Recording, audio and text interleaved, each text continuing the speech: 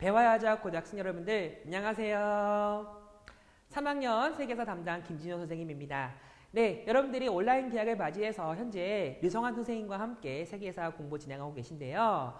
두 개의 강의 공부를 통해서 수능 특강에서 조금 설명이 이제 부족한 부분이 있거나 교과서의 중요한 사진, 사료, 지도를 여러분들한테 추가적인 설명과 함께 알려드리고자 이 영상을 준비하였습니다. 네, 그래서 차례 먼저 보시고 나서 10가지의 주제를 순서대로 배우는 시간을 가져보겠습니다.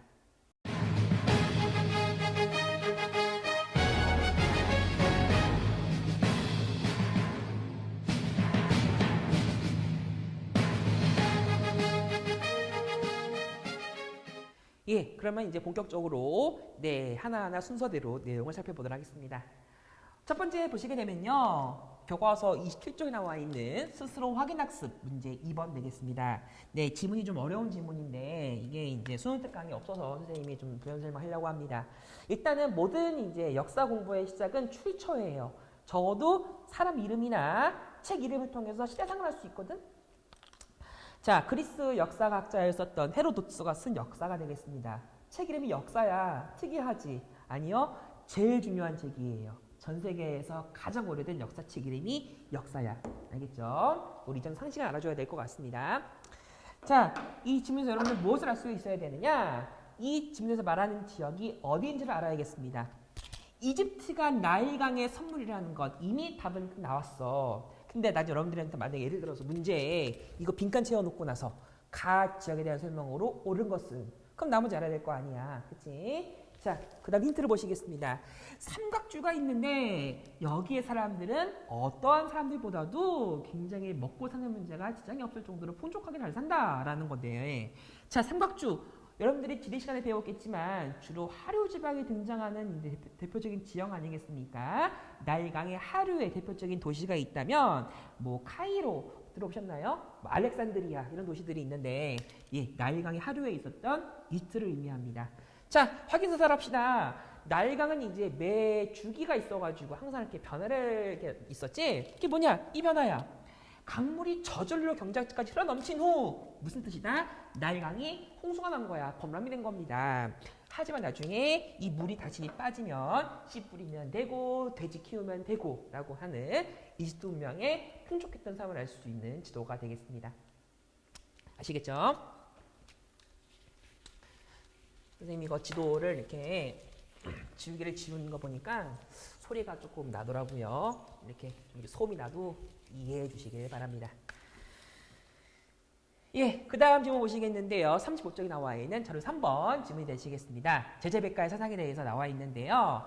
네, 우리 온라인 우리 EBS 강의에서도 그 선생님 말씀처럼 제재백과를 다 할 필요가 없다. 이거 다 알면 이걸 유화 사상이다 라고 해서 여러분들한테 다 할 필요 없다고 했는데 맞습니다. 그래서 여러분들은 사상과의 차이를 알기보다는 사상의 차이 정도를 아는 게 중요합니다. 단 뭐가 중요하느냐? 공자, 맹자, 순자는 유가 사상들이고 뭐 예를 들어서 뭐 한비자, 상암 이런 사람들은 법가, 노자, 장자는 도가. 우리 요 정도는 알고 있어야 문제를 풀 수 있을 때 될 거예요. 첫 번째 지문은 맹자가 되겠습니다. 책 이름이기도 하고 사람 이름이기도 합니다. 덕치를 주장하는 유가입니다. 자, 덕은 뭘 말하는 거냐? 덕. 우리 배화여고 2학년에 덕반 있지 않습니까? 작년에 정재현 선생님과 함께 했었던 그 덕반 학생들 있지요. 그 덕 맞습니다. 덕은 무엇이냐? 힘으로 복종하는 게 아니야. 마음으로부터 복종하게 하라 라는 것을 의미하는 것이 유가입니다. 조금 개념이 애매할 수 있는데요. 요거에 대해서는 우리가 나중에 배우시게 되는 동중서의 건의를 통해 한 번 더 자세히 아시면 될 것 같습니다. 자, 그 다음 질문은 좀 다릅니다. 쓴 사람이 한비자인데요. 자, 지문 문제 보시면 알 수 있겠죠. 법과를 주장합니다. 법을 통해서 정치를 해야 된다. 강력한 국가의 질서, 규율을 통해서 사회를 다스려야 되겠느니 이런 거 말하는 이 법과 사상은 우리가 이번에 배웠던 것처럼 진나라 시방직 때 국가 이념으로 자리 잡게 됩니다. 법을 적용하라는 거지. 모든 행동은 법으로부터. 자, 한비자에 대해서 선생님이 좀 부연 설명해드리자면요. 이름이 성이 한, 이름이 비자 이런 거 아니에요. 원래 이름이 한비거든. 근데 이제 이 사람이 선생님처럼 말을 더듬었대. 근데 이제 굉장히 공부도 많이 했는지 이제 그만큼의 이제 확실하게 자신이 알고 있는 식견을 말을 잘해서 진시황제의 영정을 존경을 하게끔 했던 인물로서 한비자라는 인물이 유명합니다. 아시겠죠? 그래서 사람은 네 공부를 많이 해야 되나 봐요. 자, 그 다음 보시게 되면 이제 도가가 되겠습니다. 자, 출처 보세요. 누가 나와 있어요? 노자. 선생님은 다시 읽고 가르칠 때 어떻게 하냐면 이 사람의 어느 하나 글자를 추가시킵니다. 놀자. 놀자야. 무의자연이야. 욕심 갖지 마. 여러분들 지금 수능 공부하잖아. 마찬가지예요. 욕심을 물론 이제 공부는 이제 법과 사상을 통해서 열심히 하라고 체계적으로 하라고 하죠. 근데 진짜 삶의 목적은 이게 아니야. 마음을 비워. 욕심 비워. 밥 많이 먹어. 잠 많이 자. 욕심 버리란 말이야. 이렇게 말하는 겁니다. 알겠죠? 그걸 뭐라고 한다고? 유식한 표현으로 무의라고 한다라는 거. 이렇게 차이를 통해서 아시면 되겠습니다. 자, 이게 여러분들이 또 중요한 도가사상 같은 경우는 우리가 이번에 배우기보다는 다음 주에 배우게 되는 남북조 시대의 대표적인 사상으로 등장하기 때문에 여러분들이 꼭 아시면 그 다음 주 공부하실 때 편할 겁니다. 아시겠죠? 네, 그 다음 이제 지도를 보시게 되면은 36쪽에 나와 있는 지도를 같이 보도록 하겠습니다. 여기 보시게 되면요. 자, 진나라 지도가 나와 있는데요. 선생님이 왜 이 지도를 갖고 왔냐면 이 도시 때문인 거야. 자, 진나라의 수도는 시엔양이라고 합니다. 한자 발음으로는 함양이라 부르고요. 이제 그 유성환 선생님께서 시엔양이 옆에 있는 여기 있는 그 이제 시안이랑 같은 도시라고 설명하고 있는데 같은 도시가 아닙니다. 선생님이 작년 여기 다녀왔거든.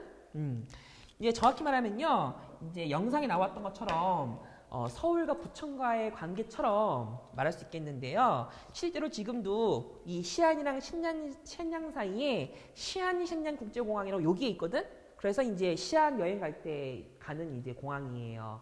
우리나라로 치면은 서울 김포공항과 같은 개념이거든. 그래서 신양은 진나라의 수도였었고요. 시안은 다른 이름으로 호경이라고 합니다. 우리가 이번에 배웠었던 동주 수도의 호경이었죠. 호경. 그 견효령 침해를 받아가지고 쫓겨나게 됐던 호경 말하는 거 맞고요. 그리고 한나라의 수도가 또 시안, 같은 이름으로 옛날 이름으로 장안이라고 부른다고. 그리고 나중에 배우시겠지만 당나라의 수도가 또 장안성입니다. 같은 도시입니다. 아시겠죠? 자, 그리고 또 중요한 이제 포인트가 있다면 바로 요거예요.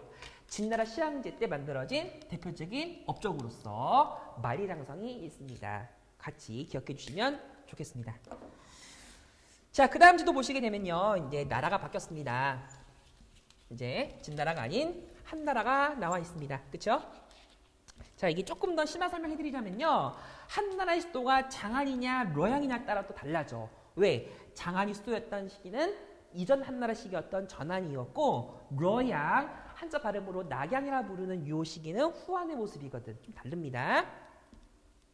자, 근데 이제 우리가 뭘 알아야 되냐면요. 흉노와 이제 월지와의 관계를 통해 알 수 있겠는데 강의 내용이 거의 맞긴 합니다. 좀 틀린 게 있긴 한데 그 당시에 이제 장권이라는 사람이 월지와의 동맹을 맺으러 흉노에 가는 길에 딱 잡혀가지고 이제 그 억류당했었거든. 근데 억류당하면서 이제 거기서 새로운 삶을 살게 되면서 사실은 조금 잘 삽니다. 나중에 이제 10년 이후에 도망가게 되면서 나중에 이렇게 돌아와서 이제 한나라의 무죄를 찾아가게 되는 그런 굉장히 파란만장한 삶을 그리게 되는 장건인데요.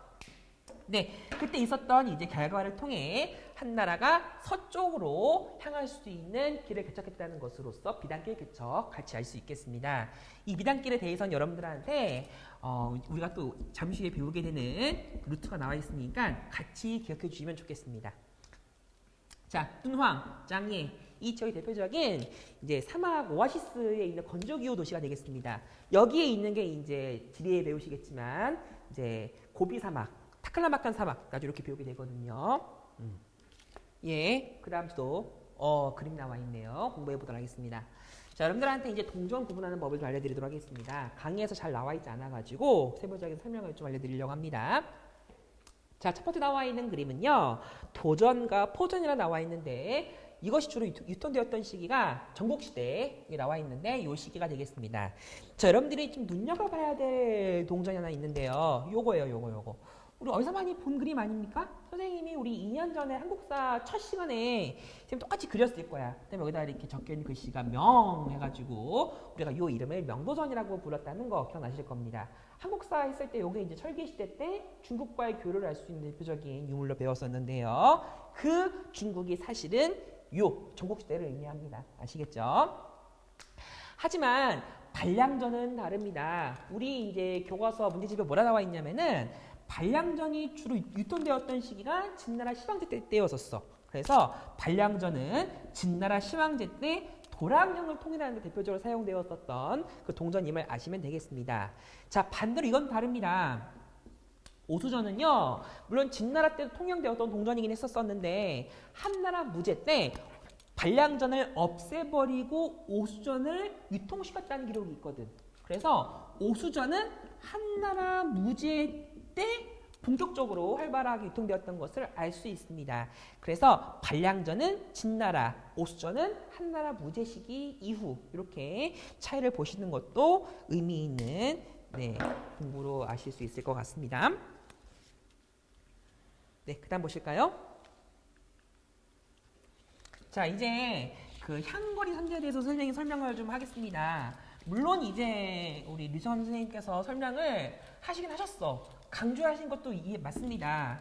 정말 중요한 말이긴 한데 여러분들이 단어를 굉장히 어려워해서 선생님이 정확한 뜻을 한 번 더 알려드리도록 하겠습니다. 이거 외우세요. 중요해요. 자, 향거리 선제입니다. 일단 여러분들이 알아야 될 단어가 자, 보시면 이 향이랑 리자인데요. 한국사 공부했을 때 이거 기억나? 유향소, 뭐 향약, 향청, 뭐 신향, 구향 같은 향자입니다. 자, 하면 뭘 떠올리라고? 지방.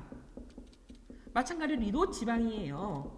우리 옛날 이름으로 생각할 수 있는 게 무슨 뭐가 있을까? 왕십리, 청량리. 그 옛날 마을 이름, 지명 이름이거든. 마찬가지예요. 자, 여기서 어떻게 하느냐?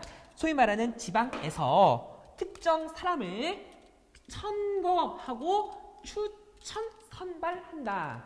무슨 뜻이냐? 각 지방에서 유능한 인재를 뽑는다는 것을 말하겠는데요. 그 뽑는 기준이 뭐라 나와 있겠습니까? 이거 보세요. 유교적 도덕을 잘 지키고 있는 사람, 특히 뭐라고 하냐면 효렴을 기준으로 삼는다 나와 있는데 효렴이란 단어는 벼슬 이름이면서 기준이기도 합니다. 그래서 엄마가 말씀 잘 듣고 청렴한 사람을 중심으로 해서 관리를 선발했다는 기록이 있었던 대표적인 그 제도의 이름 향거리 선자가 되겠습니다. 이 거자가 이거예요. 페이스북에 나와 있는 나봉 좋아요 아시죠? 자, 그 다음 내용 넘어가시게 되면서 질문 하나 보도록 하겠습니다. 자, 같은 이제 시기에 있었던 한나라 때 제도를 말하겠는데요. 자, 통치 이념으로 자리 잡았었던 유교에 대해서 공부하는 또 지문 중에 한나라 책의 어떤 한서에 나와 있습니다. 동중서가 건의한 글이 또 중요한 게 되겠습니다. 아마 강의에서 배웠을 겁니다. 동중석의 건의하기를 자, 정치를 어떻게 해야 되느냐? 정치는 천명을 받았다는 징표로서 왕이 정치를 해야 됩니다. 라고 나와 있습니다. 자, 이게 동아시아사에서 언급되는 단어이기도 한데요. 그 당시에 중국의 역대 이제 황제들은요, 천명 사상을 바탕으로 정치를 행하라고 하는 대표적인 사상들이 있는데 이 천명이 뭐냐? 이거야. 하늘의 명령이거든. 황제는 하늘의 뜻을 받들어 정치를 행해야 되는데 이 정치는 뭘 말하는 거냐? 덕과 교화를 행하라. 우리 아까 배웠던 이 덕치, 너그러움이라고 말할 수 있을까요? 아니면 교화라고 한다면 이건 이제 백성들한테 유교를 통해서 삶을 바꾸게 하는 거야. 그러니까 티치를 통해서 삶을 교화시킨다 이렇게 말할 수 있는 거거든. 그래서 여기서 말하는 동중서의 건의에서는 결국 무엇을 말하는 거다? 유교를 국가 이념으로 자리 잡자라는 모습으로 같이 아시면 될 것 같습니다. 네, 다음 넘어가 보도록 하겠습니다. 네, 8번째 나와 있는 이제 내용인데요. 요걸 이제 여러분들이 좀 아셔야 되는데, 이제 수능 특강 문제집이 없어서 설명을 그냥 다 넘어가 버렸습니다. 자, 이게 이 동서물 교류라고 해서요. 이게 대학교에 가시게 되면은 사학 전공으로 동서문화 교류사라는 이제 또 다른 이제 분류가 있거든요. 그 부분을 이제 한눈에 정리할 수 있는 지도가 나와 있습니다. 자, 동양과 서양, 소위 말하는 아시아 지역과 유럽 지역을 연결하는 무역 루트가 있었음을 여러분들이 알 수 있는 이 대목이 되겠는데요. 대표적인 이제 무역 루트가 3가지가 있었대요. 첫 번째가 초원길, 두 번째가 비단길, 세 번째가 바닷길에 해당하겠습니다. 네, 여러분들은 이제 하나하나 각각의 내용은 교과서에 같이 나와 있으니까 보시면서 내용을 볼 수 있겠는데요. 자, 초원길은 가장 북쪽에 있었던 이제 루트로서 말 그대로 이제 그 자연적인 그 배경이 초원이어서 그 당시에 이제 주로 유목민족이 다녔던 그 루트로 보입니다.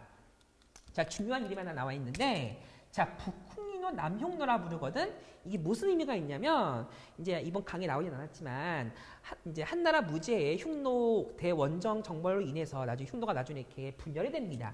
그래서 이렇게 나뉘어져 있었던 흉노족 중 일부 이제 세력이 초원길을 따라서 이렇게 서진을 하게 됩니다.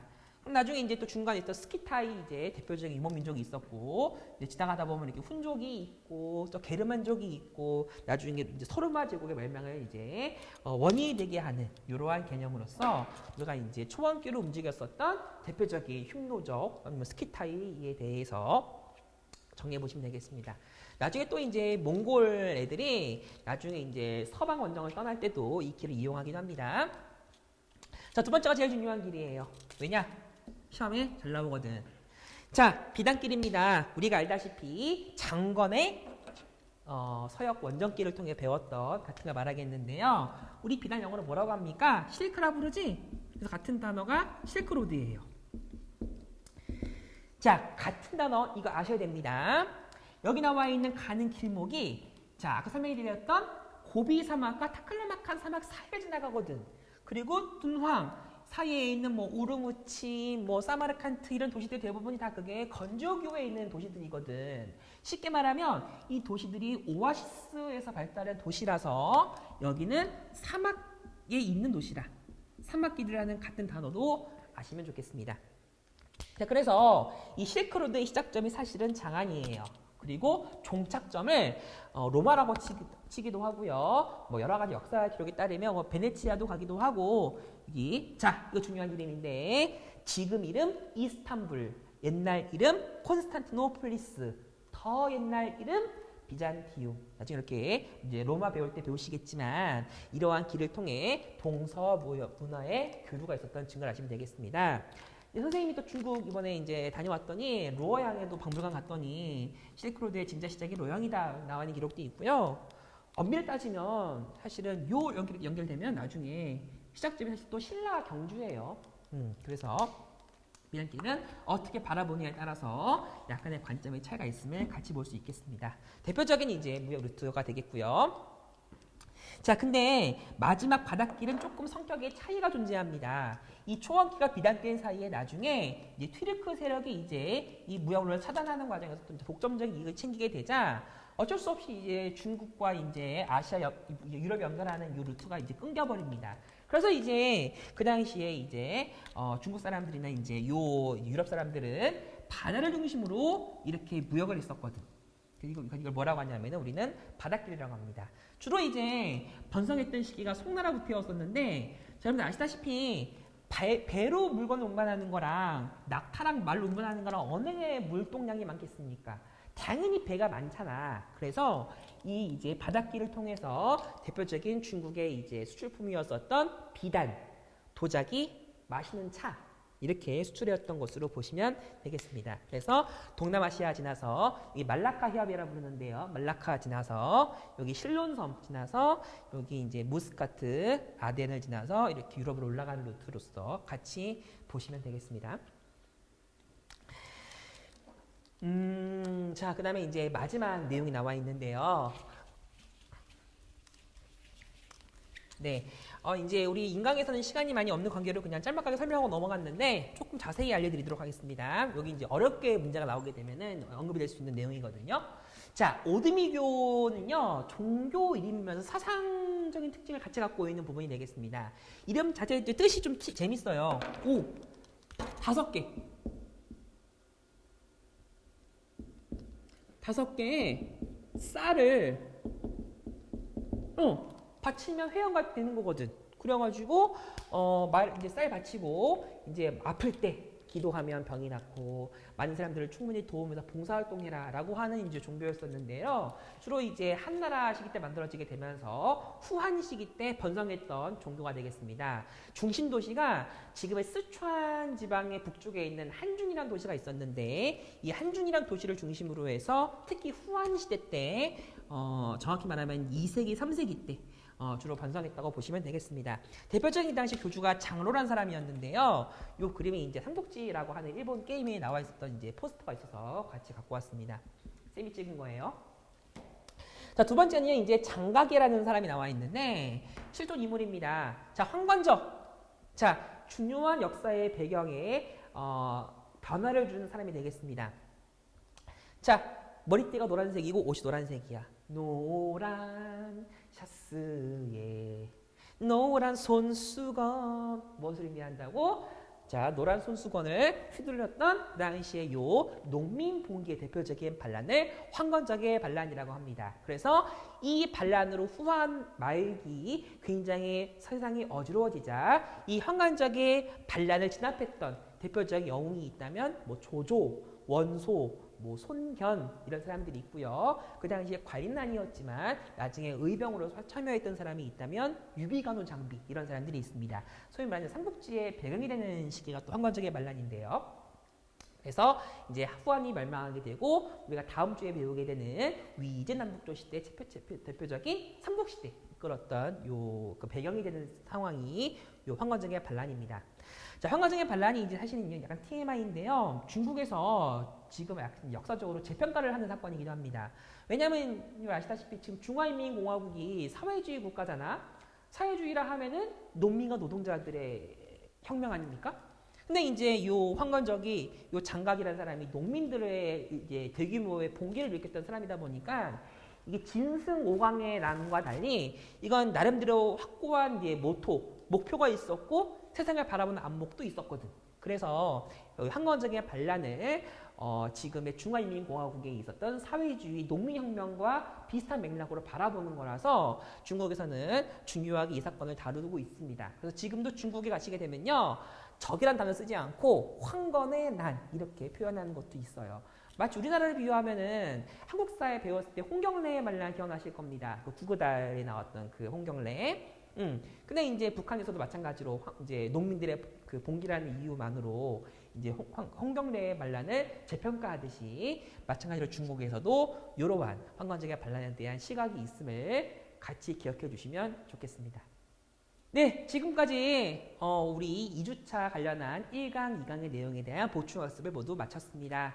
한 주간 건강 잘 챙기시고요. 다음 주에도 건강한 모습으로 지효쌤과 함께 또 공부하다가 모자란 부분이 있으면 보충학습으로 만나도록 하겠습니다. 지효쌤과 함께하는 세계사 학습 다음 주에도 계속됩니다. 다음 주에 만나요. 안녕.